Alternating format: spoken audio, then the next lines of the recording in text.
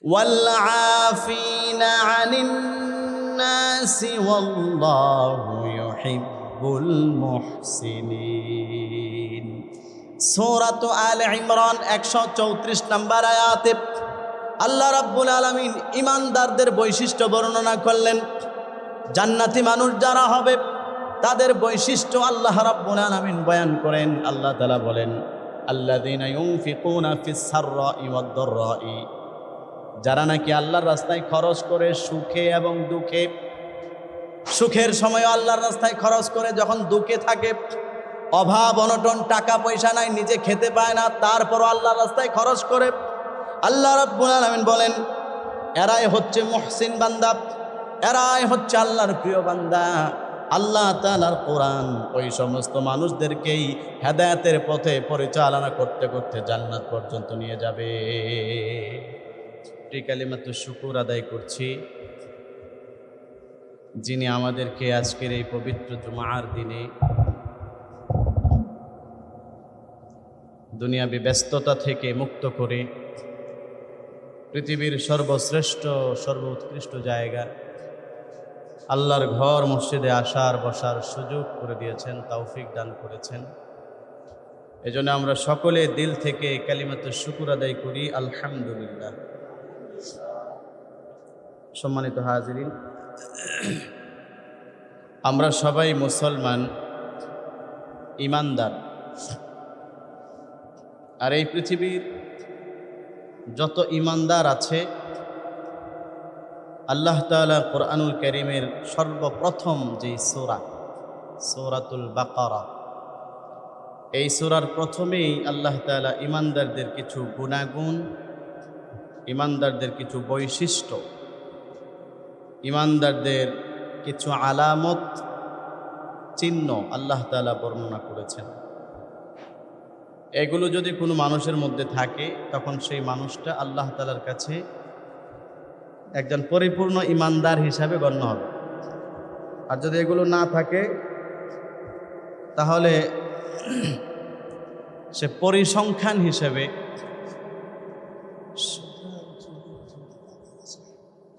সংখ্যা হিসাবে, গণনায় সে মুসলমান থাকতে পারে, ঈমানদার থাকতে পারে, কিন্তু আল্লাহ তাআলার কাছে প্রকৃতপক্ষে যে ঈমানদার হওয়ার কথা এটা কিন্তু সে হবে না। আল্লাহ তাআলা এই বিষয়গুলো এখানে খুব স্পষ্ট ভাষায় আলোচনা করেছেন। কি সেই বিষয়গুলো?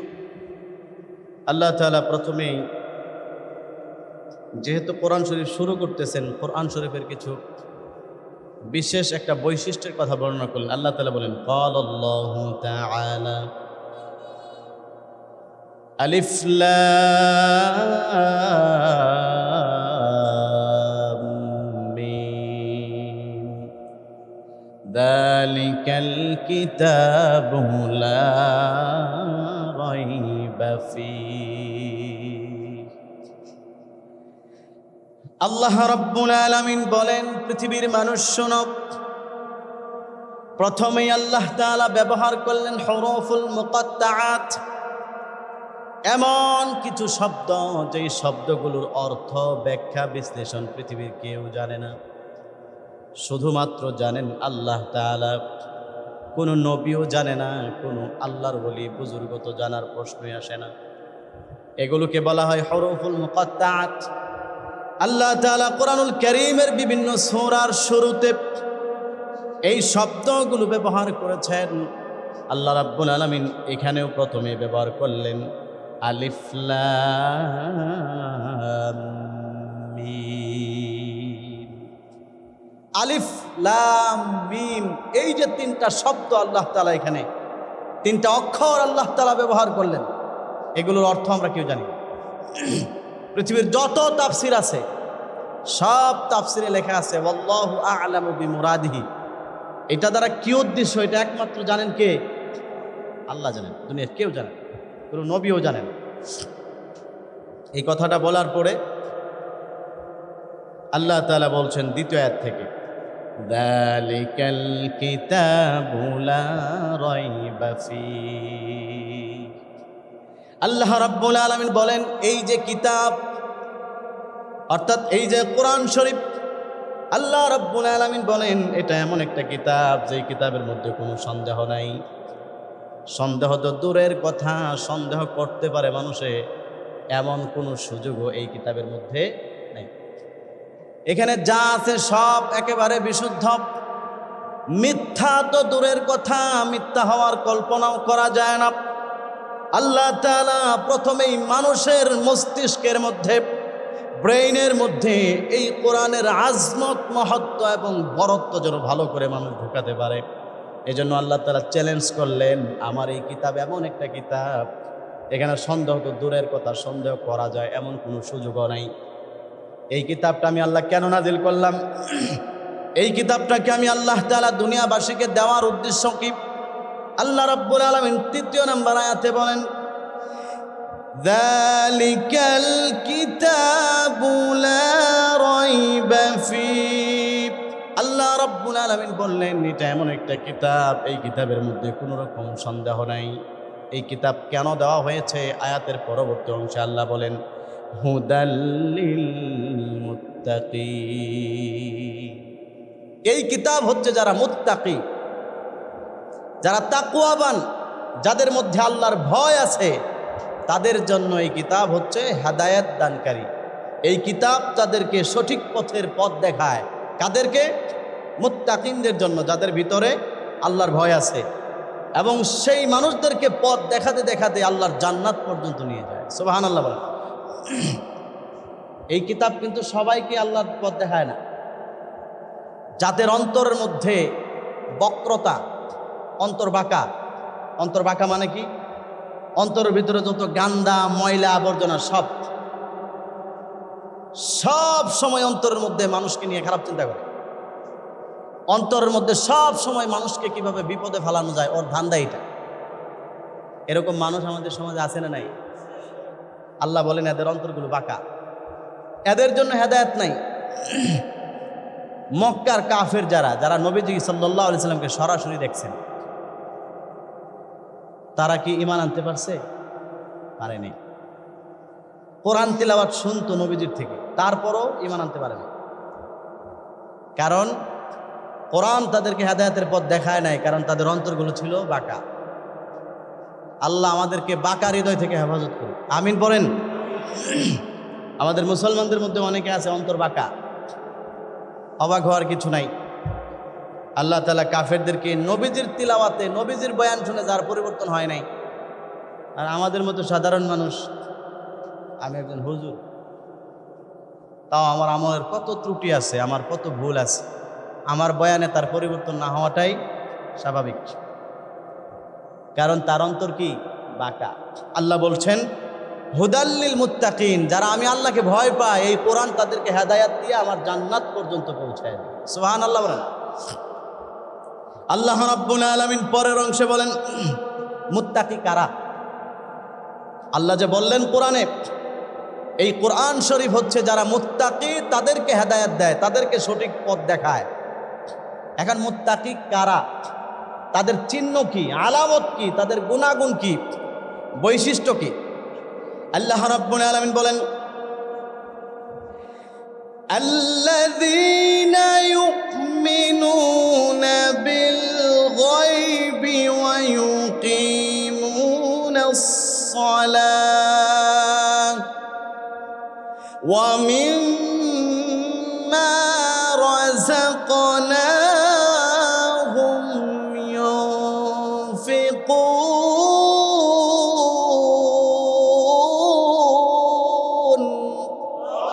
আল্লাহ রাব্বুল আলামিন এখানে 3টা বৈশিষ্ট্য বর্ণনা করলেন।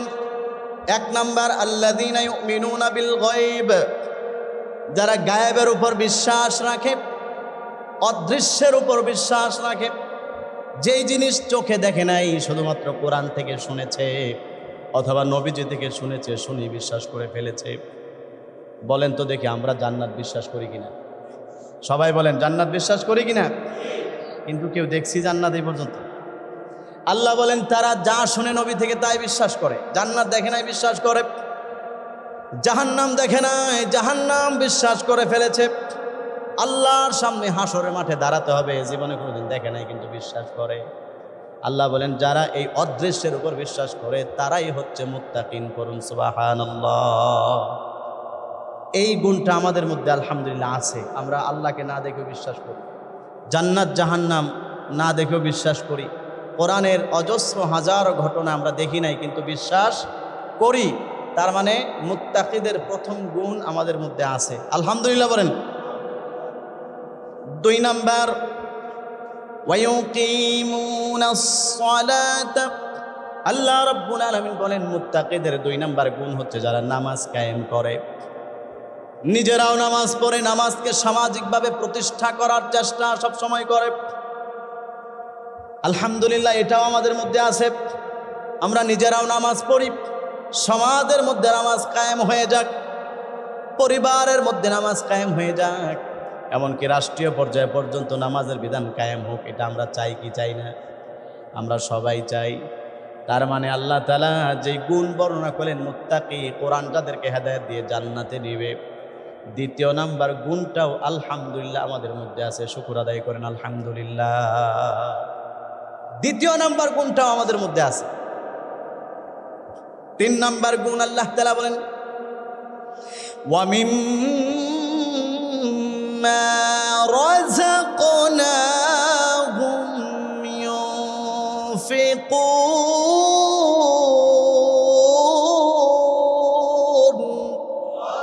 আল্লাহ রাব্বুল আলামিন বলেন মুত্তাকিদের 3 নাম্বার গুণ হচ্ছে আমি আল্লাহ তাআলা তাদেরকে যে রিজিক দান করেছি তারা সেই রিজিক থেকে আল্লাহর রাস্তায় খরচ করে। পড়ুন সুবহানাল্লাহ।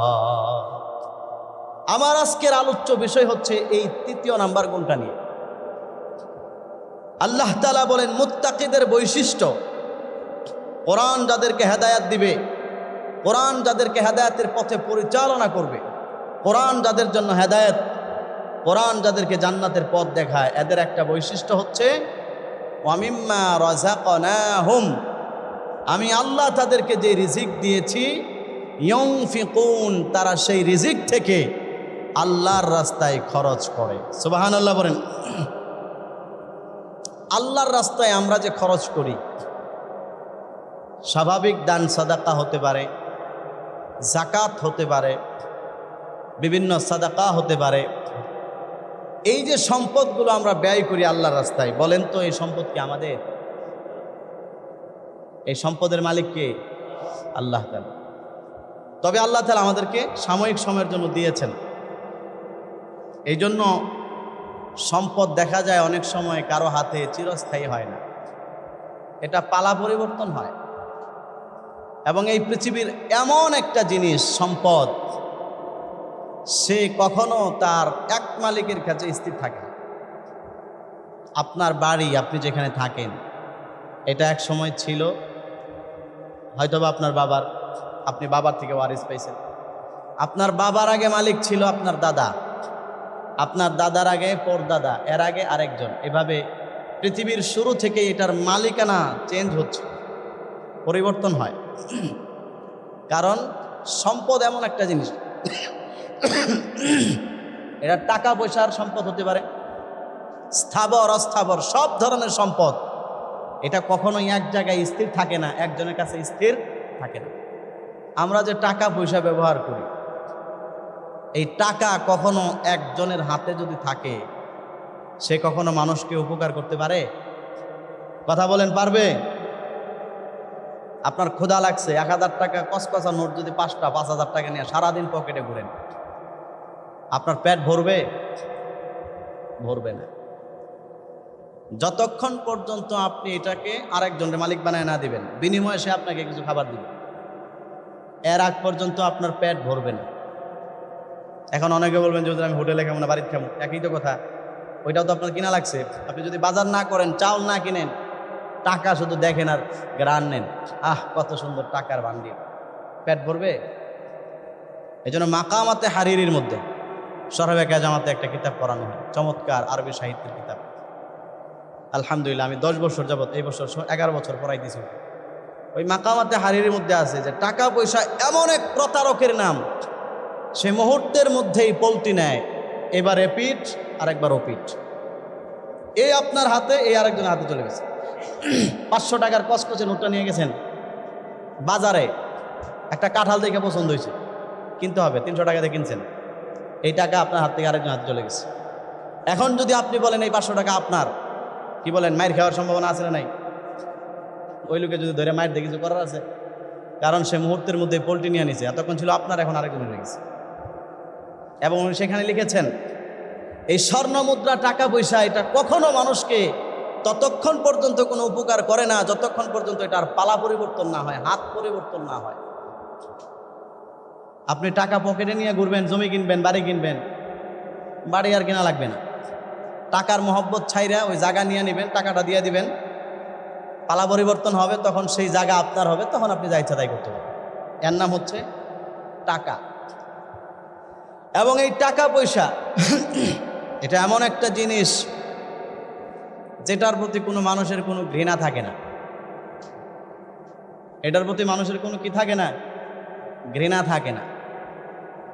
একজন ফকির যদি আপনাকে তার মুখের খাবার দেয়, অনেকেই কিন্তু খাবে না, বলেন আরে ফকিরের মুখের এটা আমি খাবো, ঘৃণা। কিন্তু ফকিরের স্যাপ দিয়া গুন্যা, আপনি 500 টাকা দিচ্ছেন ফকির রে, ভাই 50 টাকা রাখো, 450 টাকা ফিরাই দাও। ওই ফকিরে যে ওর জাইঙ্গার পকেটের ভিতরে নিয়া, কথা বুঝতেছেন, ওই জায়গার মধ্যে নিয়ে সারাদিন ঘুরছে ফকিরে, স্যাপরা টেবরা লাগায়, লোল টোল লাগায় মুখের গুন্যা গুন্যা দিছে। এই পর্যন্ত দেখছেন যে কেউ থাকে ডানি মোনা? কি বলেন, নেয় না, নেয় না, নিবে। কারণ এটার প্রতি মানুষের কি নাই, ঘৃণা নেই। ফকিরের হাতের খাবার খেতে চায় না, কিন্তু ফকিরের টাকা ঠিকই নেই। আপনারা তো মাঝে মধ্যে রাস্তাঘাটে ফকিরে দেন, 20 টাকা দিচ্ছেন যে ভাই 5 টাকা 15 টাকা ফিরাই দাও, ওই 15 টাকা দিয়ে ফিরাই দিল 10 টাকা ছিঁড়া বিরা তালি লাগানো। এরকম মানুষ পাবেন না যে এটা তো একটু ফকিরের হাতে ছিল, এটা নিব না, যা বাদ, নিবে না, এরকম নেই।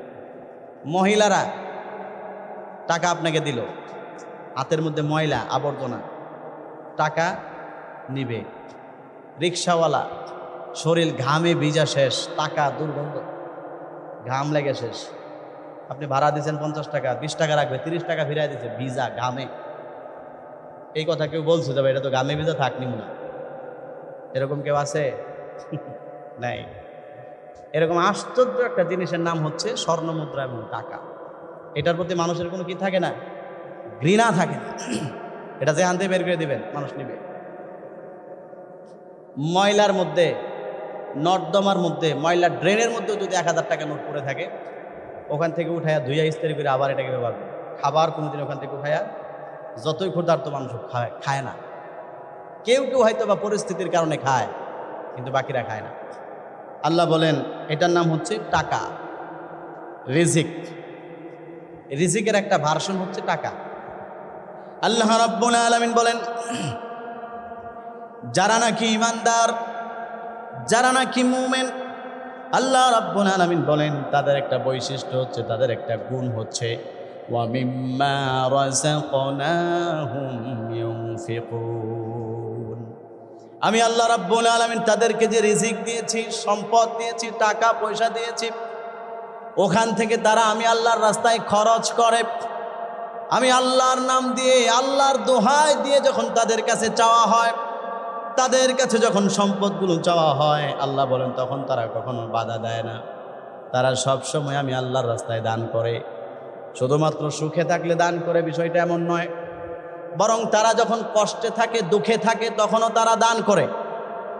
আল্লাহ রাব্বুল আলামিন কোরআনুল কারীমের মধ্যে বলেন, পৃথিবীর মানুষ শোনো, আল্লাযীনা ইউনফিকুনা ফিস সাররাই ওয়াদ-দাররাই ওয়াল কাযিমিনাল গায়জ ওয়াল আফিনা আনিন নাসি ওয়াল্লাহু ইউহিব্বুল মুহসিনিন।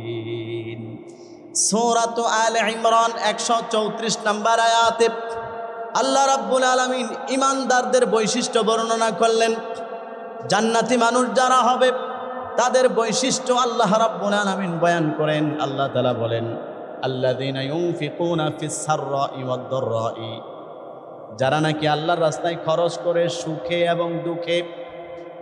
সুখের সময় আল্লাহর রাস্তায় খরচ করে, যখন দুঃখে থাকে, অভাব অনটন, টাকা পয়সা নাই, নিজে খেতে পায় না, তারপরও আল্লাহর রাস্তায় খরচ করে।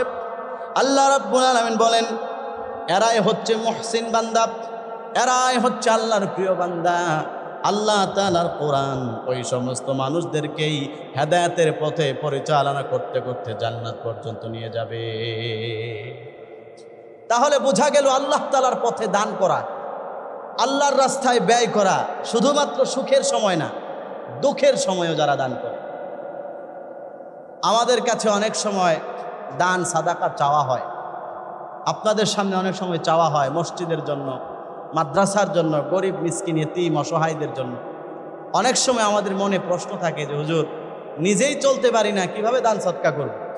নিজেই তো কত অভাব অনটনে আছি, নিজের পরিবারই চলে না, আমি কিভাবে দান করব? দান তো তারা করবে যাদের টাকা পয়সার অভাব নেই। এটা আমাদের অনেক সময় প্রশ্ন থাকে, কিন্তু আল্লাহ বলেন না, ইমানদার যে, সে সুখের সময়ও দান করে, দুঃখের সময়ও দান করে। যেই সময় তার কাছে অঢেল সম্পদ থাকে তখনও আল্লাহর রাস্তায় দান করে, যখন তার কাছে কিছু থাকে না তখনও সে আল্লাহর রাস্তায় দান করে। সুবহানাল্লাহ বলেন। ঘটনা আসছে কিতাবের মধ্যে, আল্লাহর নবী সাল্লাল্লাহু আলাইহি ওয়াসাল্লামের একজন সাহাবী হযরত সাঈদ ইবনুল মুসাইয়াব রাদিয়াল্লাহু তাআলা আনহু, হিমসের গভর্নর খলিফাতুল মুসলিমিন ওমর ইবনুল খাত্তাব রাদিয়াল্লাহু তাআলা আনহু, উনি যখন প্রধানমন্ত্রী, হিমস একটা নগরীর নাম, বিশাল বড় একটা এলাকা, ওই এলাকাটাকে দেখাশোনার গভর্নর হিসেবে নিযুক্ত করলেন হযরত সাঈদ ইবনুল মুসাইয়াব রাদিয়াল্লাহু আনহুকে। উনি 6 মাস পর্যন্ত দায়িত্ব পালন করলেন। 6 মাস পরে সেন্ট্রাল অফিস মদিনায় ওমর রাদিয়াল্লাহু তাআলার কাছে অভিযোগ চলে আসলো, সমস্ত জনগণ ওনার বিরুদ্ধে চলে গেছেন। ওনার কাছে চিঠি লিখল, ওনার নামে 4টা অভিযোগ দায়ের করেছেন। 1 নাম্বার অভিযোগ, ওগো আমিরুল মুমিনিন, আপনি যাকে খলিফা হিসাবে এখানে পাঠিয়েছেন, গভর্নর হিসাবে আপনি যাকে পাঠিয়েছেন, সাঈদ ইবনে মুসাইয়াব রাদিয়াল্লাহু আনহু, ওনার ব্যাপারে আমাদের 4টা বিশেষ অভিযোগ আছে। উনি এই জায়গার মধ্যে রাষ্ট্র পরিচালনা করার মতো যোগ্যতা ওনার নাই। 1 নাম্বার অভিযোগ, উনি প্রতিদিন অফিসের মধ্যে দেরি করে আসে, কোনোদিন টাইম মতো আসে না। 2 নাম্বার অভিযোগ, সপ্তাহে 1 দিন উনি সপ্তাহে 1 দিন উনি অফিসের মধ্যে আসেন না। আমরা আমাদের কাজকর্ম করতে গিয়ে ওনাকে ওখানে ঠিক মতো পাই না। 3 নাম্বার অভিযোগ, রাতের বেলায় যদি কোনো সময় আমাদের কোনো কাজকর্মের প্রয়োজন হয়, ওনার বাড়িতে গিয়ে যতই ডাকাডাকি করি উনি কোনো সময় দরজা খোলে না, রাতের বেলায় আমাদের কোনো সাহায্য সহযোগিতা করে না। 4 নাম্বার অভিযোগ, মাঝে মধ্যে অফিসের মধ্যে ঢুকে দেখি উনি বেহুশ হয়ে চেয়ারের নিচে পড়ে আছেন, মৃগী রোগের মতো লাফালাফি করতেছে, মনে হয় মারা যাবে। এই 4টা অভিযোগ ওনার ব্যাপারে করে গেলেন। ওমর রাদিয়াল্লাহু তাআলা আনহু হিমসের গভর্নরকে ডাকলেন, ওনার সামনে একটা লাঠি নিয়ে বসলেন এবং বললেন, তোমার ব্যাপারে 4টা অভিযোগ এসেছে, যদি ঠিক মতো সেগুলোর উত্তর যদি না দিতে পারো তাহলে এই লাঠি দিয়া পিটায় আমি তোমাকে এখন শায়েস্তা করে ফেলবো। সুবহানাল্লাহ বলেন। গভর্নরকে বলতেছে, ঠিক মতো যদি হিসাব দিতে না পারো জনগণের, সেই অভিযোগের ভিত্তিতে তোমাকে বিচার করা হবে। সাঈদ ইবনুল মুসাইয়াব রাদিয়াল্লাহু তাআলা আনহু বললেন, ওগো আমিরুল মুমিনিন, আপনি কোনো রকম চিন্তা করবেন না। কি অভিযোগ করেছে? আমি কখনো কারো খেয়ানত করি নাই, কখনো কারো মাল আত্মসাৎ করি নাই। আশা করি আমি পরিপূর্ণভাবে উত্তর দিতে পারবো। অভিযোগগুলো আপনি আমার সামনে শোনান, অভিযোগগুলো উপস্থাপন করেন, আমি জবাব দেওয়ার জন্য প্রস্তুত। ওমর রাদিয়াল্লাহু আনহু বললেন, তোমার ব্যাপারে 1 নাম্বার অভিযোগ হচ্ছে তুমি কোনো দিন টাইম মতো তোমার অফিসে যাও না। এই কথা কি সত্য নাকি? হিমসের গভর্নর সাঈদ ইবনুল মুসাইয়াব রাদিয়াল্লাহু আনহু বললেন, জি হ্যাঁ, কথা সত্য, আমি কোনো দিন টাইম মতো অফিসে যেতে পারি না, প্রতিদিন 1-1.5 ঘন্টা দেরি হয়ে যায়। ওমর রাদিয়াল্লাহু আনহু বলেন, উপযুক্ত জবাব দাও, নাইলে কিন্তু তোমার খবর আছে, কেন তোমার দেরি হয়, নির্দিষ্ট টাইমে তুমি কেন অফিসের মধ্যে যাও না? সাঈদ ইবনুল মুসাইয়াব রাদিয়াল্লাহু তাআলা আনহু বলেন, ওগো আমিরুল মুমিনিন, আমি প্রতিদিন যেতে দেরি হয়, কারণ হচ্ছে আমি হিমসের গভর্নর। কিন্তু আমার বাড়িতে আমার কাজকর্ম করার মতো কোনো কাজের লোক বলতে কিচ্ছু নাই। আমার অনেকগুলো সন্তান, ওই সন্তানগুলোর দেখাশোনা করা লাগে, তাদের কাপড় চোপড় ধোয়া লাগে। আমার স্ত্রী একা একা সেগুলো করতে করতে অস্থির হয়ে যায়। ওদের খাবার দাবার পাকানো লাগে। আমার বাড়িতে কোনো কাজের লোক নাই, কাজের লোক রাখার মতো কোনো টাকা পয়সা আমার নাই। এখন এই লোকগুলোর দেখাশোনা করতে গিয়ে ওগো আমিরুল মুমিনিন, আল্লাহর নবী হাদিসের মধ্যে বলেছেন প্রতিটা মানুষ যেন তার স্ত্রীর কাজের মধ্যে সাধ্য অনুযায়ী সহযোগিতা করে। আমি নবীজির হাদিস আমল করতে গিয়া প্রতিদিন আমার স্ত্রীর উপর এই মহা দায়িত্ব চাপায়া না দিয়া কিছু কিছু কাজের সহযোগিতা আমি প্রতিদিন করি।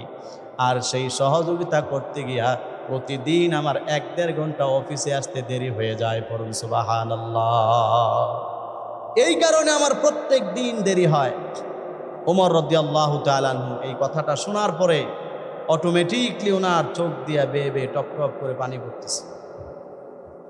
ওমর রাদিয়াল্লাহু তাআলা আনহু ভাবতে লাগলেন, সর্বনাশ, আমি কার বিচার করতে আসলাম? সে তো আমার চাইতে আরো বেশি যোগ্যতা সম্পন্ন মানুষ। একজন প্রধানমন্ত্রী, তার ঘরে কাজের লোক নাই। বিষয়টা কত আশ্চর্য না? আর আমরা তো এমন প্রধানমন্ত্রীর খবরও শুনি, প্রধানমন্ত্রী নিজেই বলছেন যে আমার পিয়নেরও 400 কোটি টাকার মালিক আছে।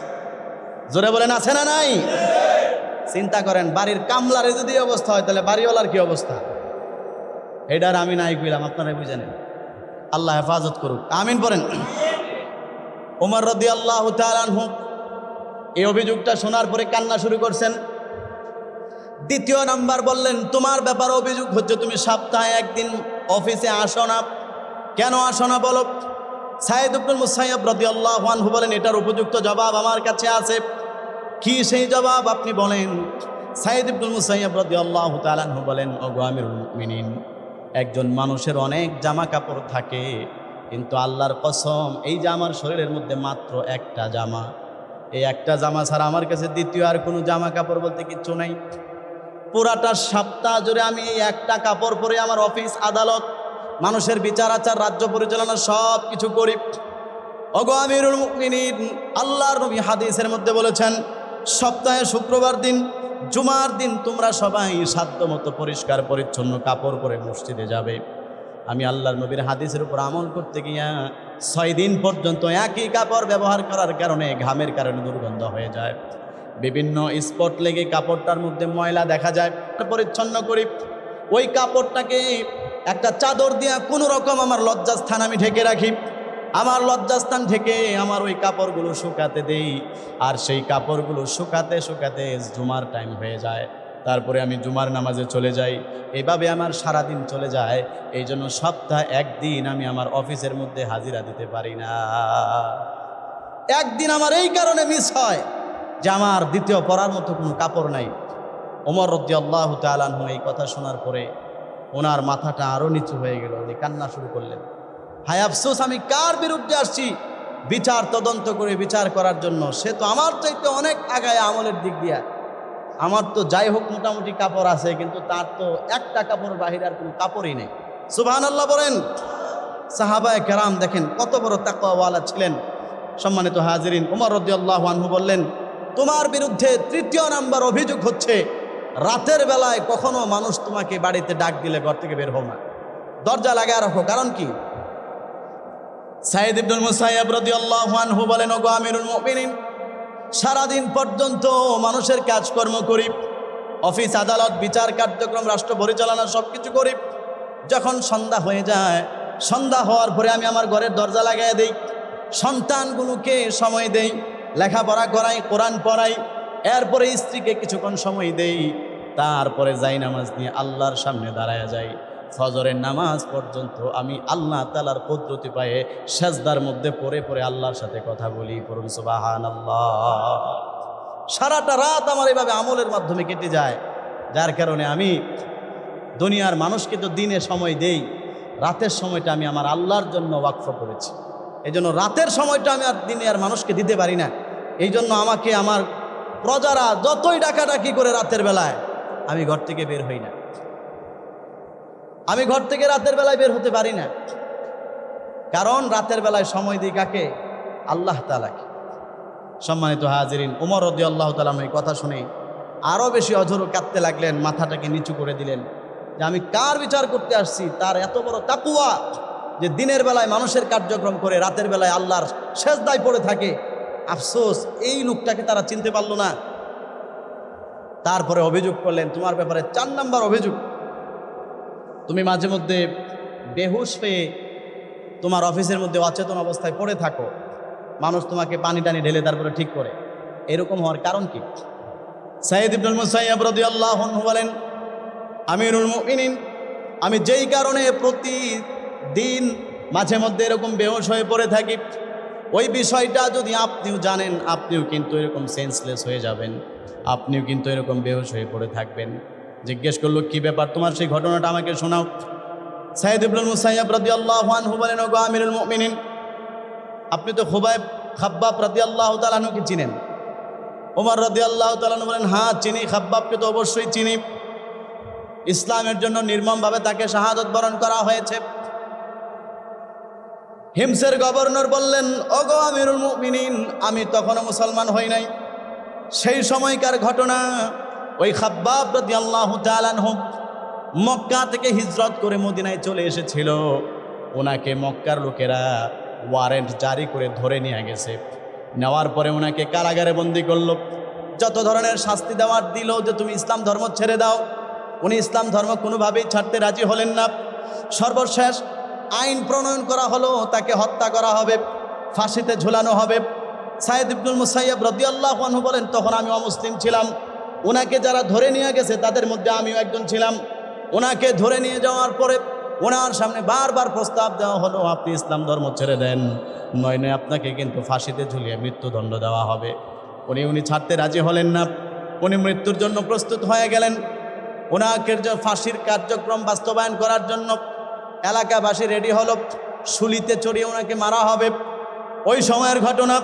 সাইয়্যিদ ইবনুল মুসাইয়্যিব রাদিয়াল্লাহু তাআলা আনহু বলেন, আমাকে শুধুমাত্র একটু ওযুর পানি দাও, 2 রাকাত নামাজ আমি পড়তে চাই, তারপরে আমাকে তোমরা মেরে ফেলো, আমার কোনো আপত্তি থাকবে না। ওনাকে পানি দেওয়া হলো, নামাজ পড়লেন। প্রথম রাকাত নামাজ খুব মনোযোগ সহকারে পড়লেন, লম্বা সময়। দ্বিতীয় রাকাত নামাজ তাড়াতাড়ি পড়ে ফেললেন, কারণ কাফেররা মনে করবে উনি মৃত্যুর ভয়ে নামাজের মধ্যে সময় বেশি লাগাইতেছেন। নামাজ শেষ করার পরে সাথে সাথে বলতেছে, ফাঁসির মঞ্চ কোন দিকে, আমাকে ফাঁসির মঞ্চটা দেখা দাও। দৌড়ায় দৌড়ায় উনি সেদিকে যেতে লাগলেন। লোকেরা জিজ্ঞেস করলো, ও খুবাইব, খাব্বাব, কি ব্যাপার, তুমি মৃত্যুর জন্য এমন পাগল পারা কেন হয়েছ? ওই দিকে দৌড়ায় দৌড়ায় তুমি কেন যাচ্ছ? মানুষ তো মৃত্যু দেখলে পিছনের দিকে দৌড় দেয়, তুমি মরার জন্য এমন কেন পাগল পারা? ওই সাহাবী বলতেছেন, ও কাফেররা শোনো, আমি তো মৃত্যুর দিকে দৌড়াই না, আল্লাহর জন্য ঈমান সহকারে আমি যখন ফাঁসির রশিতে দোলার জন্য সামনের দিকে যাচ্ছি, আমি যত সামনের দিকে যাই তত আমার চোখের মধ্যে ভাসতেছে আল্লাহ তাআলা একটা একটা করে জান্নাতের 8টা দরওয়াজা আমার সামনে খুলে দিয়েছে। ওই দৃশ্যটা দেখার পরে আমি দৌড়ায় দৌড়ায় যাচ্ছি। সামনে গেলেন, ফাঁসির মঞ্চে ঝুলে যাবেন। এমন সময় ওনাকে একজন কাফের বলল, দুষ্ট কাফের, ও খাব্বাব, এখন মনে করো যদি তোমার জায়গার মধ্যে তোমার নবী মুহাম্মদ সাল্লাল্লাহু আলাইহি সাল্লামকে এইভাবে ঝুলিয়ে দেওয়া হয় ফাঁসিতে, তুমি কি সেটা মানতে পারবা নাকি? উনি ফাঁসির মঞ্চে দাঁড়ানো, হাত পা বাঁধা, কিছুই করার নাই, কিন্তু মুখ খালি ছিল। মুখের মধ্যে অনেকক্ষণ ধরে কিছু থুতু জমা করলেন। ওই থুতুগুলো ওই কাফের মুখের মধ্যে থুতু নিক্ষেপ করে বললেন, ও কাফের শোন, আমি মৃত্যুর মুখে দাঁড়ায়াও নবীর প্রতি মহব্বত আর ভালোবাসা প্রকাশ করলাম। আমার জীবন থাকতে আমার নবীকে তুই ফাঁসির কাস্টে ঝুলাবি তো দূরের কথা, আমার নবীর একটা পশমও তুই ছিঁড়বি, আমি সেটা সহ্য করতে পারবো না। ওই জায়গার মধ্যে কাফের তখন তরবারি নিয়ে একটা জোরে কোপ দিয়ে ওনার একটা হাত আলাদা করে ফেলছে। সাইয়্যিদ ইবনুল মুসাইয়্যিব বলেন, আমি তখন কাফের দাঁড়ায় দাঁড়ায় সেই দৃশ্য দেখতেছিলাম, আর খুব মজা লাগতেছিল, কারণ সে মুসলমান, তাকে মারা হচ্ছে ইমানের কারণে। আমি সেই জায়গায় দাঁড়ায় দাঁড়ায় দেখতেছি, যখন হাতটা কেটে ফেলা হলো, উনি হাসতেছেন। জিজ্ঞেস করা হলো, তুমি কেন হাসো? দ্বিতীয়বার আরেকটা কূপ দিয়ে ওনার বাম হাতকে আলাদা করে ফেলা হলো। উনি আরও জোরে জোরে চিৎকার করে করে হাসতেছে। জিজ্ঞেস করা হলো, আপনি কেন হাসেন? ওই সাহাবী বলছে, আমি যা দেখি তোমরা তা দেখো না। আমার এক একটা হাত আমার শরীর থেকে কেটে কেটে আলাদা করা হচ্ছে, আর আল্লাহ তাআলা জান্নাতের এক একটা হুরের চেহারা আমার সামনে তুলে ধরতেছে। এই দৃশ্যগুলো দেখার পরে আমি খুশিতে হাসতেছি যে একটু পরেই আমার মৃত্যু হয়ে যাবে, আর সাথে সাথে কবরে যাওয়ার পরে আমার জান্নাতের অসীম সুখ শান্তি শুরু হয়ে যাবে। সুবহানাল্লাহ বলেন। সাঈদ ইবনুল মুসাইয়্যিব রাদিয়াল্লাহু তাআলা আনহু বলেন, এইভাবে ওনার দুইটা হাত কাটা হলো, দুইটা পা কেটে আলাদা করে ফেলা হলো। শেষ পর্যন্ত একজন কাফের তরবারি নিয়ে ওনার বুকের মধ্যে জোরে আঘাত করে একদম পুরাটা পেট ফেরে ফেলে নারী ভুঁড়ি কলিজাগুলো ভিতর থেকে বের করে টেনে ছিঁড়ে ফেলে দিল। এই দৃশ্যটা দেখার পরে দেখতেছিলাম ওই সাহাবী কাঁপাকাঁপি করতেছে, শরীরটা মৃত্যুর যন্ত্রণায় ছটফট করতেছে। সেই মুহূর্তেও ওনাকে আরো কঠিন থেকে কঠিন শাস্তি দেওয়ার পরে, শাস্তি দেওয়ার জন্য ওনাকে শুলিতে চড়ানো হলো। আর শুলিতে চড়ানোর সিস্টেম ছিল, হাত পা বাঁধার পরে একটা বড় কাঠ এনে, একদম বড় কাঠ সামনের অংশ সুচালো ধারালো করে ওইটাকে তার পায়খানার রাস্তা দিয়ে ঢুকিয়ে মাথা দিয়ে বের করেছে। নাউজুবিল্লাহ বলেন। কি পরিমাণ কষ্ট দেওয়া হয়েছে, হাত পা সব কিছু কলিজা সহ আলাদা বের করা হয়েছে। তারপরেও এইভাবে ওনাকে যখন মৃত্যুদণ্ড দেওয়া হয়েছিল, উনি সেই দৃশ্যগুলো যখন আমরা দেখছিলাম, তখন সেই জায়গার মধ্যে ওই মুসাইয়্যিব রাদিয়াল্লাহু তাআলা আনহু চিৎকার করে কান্না করতেছিলেন আর বলতেছিলেন, আল্লাহ, তোমার ইসলাম ধর্ম মানার কারণে আমাকে কি শাস্তি দেওয়া হচ্ছে, এই লোকগুলো সব সাক্ষী। আল্লাহ, তুমি দৃশ্যটা দেখে রেখো। উনি বলেন, ওগো আমিরুল মুমিনিন, আমি তো এখন ইসলাম গ্রহণ করেছি, আমি এখন হিমসের গভর্নর, কিন্তু আল্লাহর কসম করে বলি, যখনই আমার কাজকর্ম থাকে না, অল্প সময় যখন আমি আলাদা থাকি, তখনই আমার সামনে সেই খুবাইব রাদিয়াল্লাহু তাআলা আনহুর এই নির্মমভাবে ওনাকে শাহাদত বরণ করানো হয়েছিল। আর উনি যে চিৎকার করতেছিলেন, ওই দৃশ্যটা আমার চোখের সামনে ভাসতে থাকে। আমি খুব ভয় পেয়ে যাই। আল্লাহ তাআলাকে উনি সাক্ষী রেখেছিলেন, আর ওনাকে যারা ধরে নিয়ে গিয়েছিল তার মধ্যে আমিও একজন ছিলাম। কিয়ামতের দিন আল্লাহ তাআলা যদি আমাকে বলে যে তোর সামনে আমার একজন বান্দাকে এইভাবে নির্মমভাবে হত্যা করা হয়েছিল, তুই কোনো প্রতিবাদ কেন করলি না, তোর জায়গা থেকে তুই কেন বাধা দিলি না, আমি কি জবাব আল্লাহর সামনে দিব? এই চিন্তাটা যখন মাথায় আসে, আমি আর ঠিক থাকতে পারি না। অটোমেটিকলি আমার মাথা ঘুরে আমি বেহুশ হয়ে ঘন্টার পর ঘন্টা মাঝে মধ্যে আমি আমার পরের মধ্যে পড়ে থাকি। এই ঘটনা যখন আমার মনে হয়, তখনই আমি সেন্সলেস হয়ে যাই, আমার মাথা ঠিক থাকে না, আমি বেহুশ হয়ে যাই। ওমর ইবনে খাত্তাব রাদিয়াল্লাহু তাআলা আনহু শোনার পরে কান্না করতে লাগলেন এবং বললেন, ও সাঈদ ইবনুল মুসাইয়্যিব, তোমার ব্যাপারে যে অভিযোগগুলো সেই প্রজারা এনেছিল, সবগুলো অভিযোগের সুষ্ঠু জবাব, উপযুক্ত জবাব আমি পেয়েছি, উপযুক্ত কারণ তুমি দেখাতে পেরেছ। সুতরাং তোমার ব্যাপারে যত অভিযোগ ছিল সবগুলো থেকে তোমাকে নিঃশর্তভাবে মুক্তি দিয়ে, আগে তুমি তো শুধুমাত্র এক এলাকার গভর্নর ছিলা, এখন আশেপাশে যা আছে সবগুলোর গভর্নর আমি তোমাকে বানিয়ে দিলাম। সুবহানাল্লাহ বলেন। সম্মানিত হাজিরিন, কেমন অভাবের সংসার! আপনারা এই ঘটনা শুনে বুঝতে পেরেছেন যে ওনার গায়ের মধ্যে জামা নাই, ঘরের মধ্যে কোনো কাজের লোক নাই। ওই সময় ওমর রাদিয়াল্লাহু তাআলা আনহু ওনাকে 1000 দিরহাম দিলেন। 1000 দিরহাম বর্তমান টাকায় কনভার্ট করলে কোটি টাকার সমান।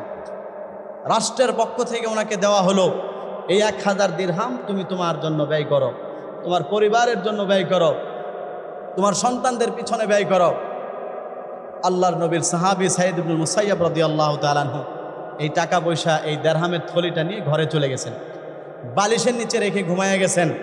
রাতের বেলায় স্ত্রীকে বলতেছে, স্ত্রী শোনো, আমি তো 1000 দিরহাম ওমর রাদিয়াল্লাহু তাআলার পক্ষ থেকে, প্রেসিডেন্টের পক্ষ থেকে উপহার পেয়েছি, কিন্তু এটাকে তো আমার ক্ষেত্রে, আমার পরিবারের ক্ষেত্রে, সন্তানের ক্ষেত্রে যদি ব্যয় করি সেটাও সওয়াব হবে, কিন্তু আমি যদি এটাকে এমন কোনো কাজে ব্যয় করি যেই কাজে ব্যয় করলে কমপক্ষে 700 গুণ পর্যন্ত সওয়াব পাওয়া যায়। সুবহানাল্লাহ বলেন।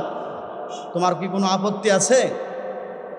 স্ত্রীও এমন নেককার আল্লাহওয়ালা স্ত্রী, সে বলল, আমাদের ক্ষেত্রে ব্যয় করলে শুধুমাত্র একটা সওয়াব, আর অন্য ক্ষেত্রে ব্যয় করলে 700 গুণ পর্যন্ত সওয়াব হবে। আমি তো ওইটাই চাই, আপনি ওইখানে ব্যয় করেন।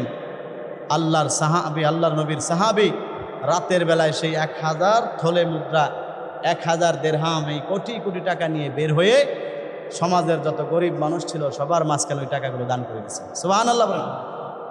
এই ছিল সাহাবায়ে কেরামের অবস্থা। আল্লাযীনা ইউনফিকুনা ফিস সাররাই ওয়াদ-দাররা, যারা আল্লাহর রাস্তায় ব্যয় করে, শুধুমাত্র ধনী থাকা অবস্থায় তা না, যখন তাদের বিপদ থাকে তখন। আল্লাহর নবী সাল্লাল্লাহু আলাইহি ওয়াসাল্লাম সাহাবীদের কাছে সদকা চাইতেন, সাহাবীদের কাছে বিভিন্ন সময় দান চাইতেন মসজিদের মধ্যে। ও সাহাবীরা, তোমরা মসজিদে দান করো, অমুক এক ব্যক্তি আসছে, তার টাকা পয়সা কিছু নয়, অসহায় মানুষ, তার জন্য দান করো। কেমন সাহাবীদের কাছে চাইতেন? ইতিহাসের মধ্যে আছে এমন সাহাবী যেই সাহাবীর পেটের মধ্যে 2টা পাথর বাঁধা, এমন সাহাবী যেই সাহাবীর পেটের মধ্যে 3টা পাথর বাঁধা, এমন সাহাবী যেই সাহাবীর শরীরের মধ্যে কোনো জামা কাপড় নেই। তাদের কাছে চাইতেছেন যে তোমরা কিছু দান করো। আমরা হলে তো পিড়ায় মাথা বাড়াইলে, আরে কি বলেন আপনি? আমার পেটের মধ্যে দেখতেছেন পাথর বাঁধা, নিজেই 1 সপ্তাহ যাবৎ খাই না, আর আপনি আমার কাছে দান চাইতেছেন আরেকজন্য দান করতে? আপনার কি বিবেক বুদ্ধি বলতে কিচ্ছু নাই? আমরা তো এটাই বলতাম। কিন্তু সাহাবায়ে কেরাম রিদওয়ানুল্লাহি তাআলা আলাইহিম আজমাইন, যার যতটুকু ছিল ওই ততটুকু নিয়ে, অল্প ছিল, অল্প থেকে অল্প আল্লাহর রাস্তায় দান করে দিয়েছেন। আল্লাহ তাআলা বলেন, এটা হচ্ছে ঈমানদারদের একটা বৈশিষ্ট্য, এটা হচ্ছে মুত্তাকীদের একটা বৈশিষ্ট্য, এটা হচ্ছে জান্নাতি মানুষের একটা বৈশিষ্ট্য। আর এইভাবে দান সাদাকা যারা করে, হাদিসের মধ্যে অসংখ্য ফজিলতের কথা আসছে, সময় শেষ, সেই ফজিলত আপনাদেরকে শোনানোর মতো সময় নাই। কিন্তু কম বেশ আপনারা সকলেই জানেন, আল্লাহর নবী হাদিসের মধ্যে বলেছেন, যারা সাদাকা করে, দান করে, আল্লাহ তাআলা এই দানের বিনিময়ে তার জীবনের সমস্ত বিপদ আপদ বালা মুসিবত দূর করে দেন। অন্য হাদিসের মধ্যে আছে, যারা সাদাকা করে, দান করে আল্লাহর রাস্তায়, আল্লাহ তাআলা তাদের অসুখ বিসুখ থেকে মুক্তি দান করেন। যারা আল্লাহর রাস্তায় দান করে, তাদের বিভিন্ন সমস্যাগুলো আল্লাহ তাআলা সমাধান করে দেন। আমাদের প্রত্যেকের জীবনে অনেক সমস্যা আছে। কারো দেখা যায় ব্যবসায় ঠিকমতো লাভবান হতে পারতেছি না, এটা একটা সমস্যা। হাদিসের ভাষা হচ্ছে, এই অবস্থায় আপনি দান করেন, আল্লাহর রাস্তায় এই অবস্থায় আপনি দান করেন, ইনশাআল্লাহ আল্লাহ এটার বিনিময়ে আপনার উপর কোনো কারণে রাগান্বিত ছিলেন, যার কারণে আপনার ব্যবসা মন্দা যাচ্ছে, আল্লাহ তাআলা ওখান থেকে আপনাকে মুক্তি দান করবেন। আপনার ফ্যামিলিতে অসুস্থতা, আপনি দান করেন। ইসলামী চিকিৎসা হচ্ছে, একজন মানুষ যখন অসুস্থ হবে, প্রথম 3 দিন পর্যন্ত স্বাভাবিকভাবেই থাকবে, আল্লাহর কাছে নামাজ পড়বে, দোয়া করবে।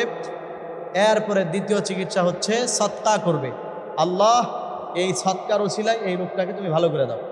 দান করবে আল্লাহর রাস্তায়, মসজিদ মাদ্রাসায়, গরিব অসহায় বিধবা এতিম এদেরকে দান করবে। এরপরেও যদি ভালো না হয়, তৃতীয় নাম্বারে সুন্নত হিসাবে ডাক্তারের পরামর্শে সে চিকিৎসা গ্রহণ করবে। এখন আমরা কোনটা করি? প্রথমেই যাই ডাক্তারের কাছে। এমন লোক খুব কম পাওয়া যাবে যারা অসুস্থতা হওয়ার পরে সেই অসুস্থতার জন্য চিকিৎসা করছেন দানের মাধ্যমে, যে আমি 1000 টাকা মসজিদে দিলাম, আল্লাহ এ ওসিলায় তুমি আমাকে রোগ থেকে মুক্তি দান করে দাও। এরকম লোক পাওয়া যাবে না। কিন্তু ডাক্তারকে 1000 টাকা দিছে, এরকম লোকের অভাব নেই। এই জিনিসগুলো আমাদের বোঝা দরকার। এগুলো ইসলামের মৌলিক বিষয়, এবং এই বিশ্বাস আমাদের দিলের মধ্যে ঢুকানো দরকার। এই বিশ্বাসগুলো যদি আমাদের দিলের মধ্যে আসে, ইনশাআল্লাহ আল্লাহ তাআলা আমাদের জীবনের মধ্যে বরকত দিবেন এবং সব ধরনের বালা মুসিবত থেকে আমাদেরকে মুক্ত রাখবেন ইনশাআল্লাহ। এই জন্য সম্মানিত হাজিরিন, আপনাদের কাছে অনুরোধ, আপনারা সুখে দুঃখে যখন যে অবস্থায় আছেন, এখন চাকরিতে বেতন কম, সমস্যা নাই, ওই কম অবস্থায় কম দান করবেন। অবস্থান ভালো, এই অবস্থায় বেশি দান করবেন। অবস্থান খারাপ, কম দান করবেন। কিন্তু নিয়মিত সাদকা দান আল্লাহর রাস্তায় করা উচিত। এটার মাধ্যমে আপনার সন্তানাদিগুলো মানুষের মতো মানুষ হবে, লেখাপড়ায় ভালো রেজাল্ট করবে এই দান সাদাকার মাধ্যমে। এই আমলগুলো আমরা সবসময় যেন করতে পারি। সবাই রাজি আছেন ইনশাআল্লাহ? আল্লাহ তৌফিক দান করুক, করেন আমিন।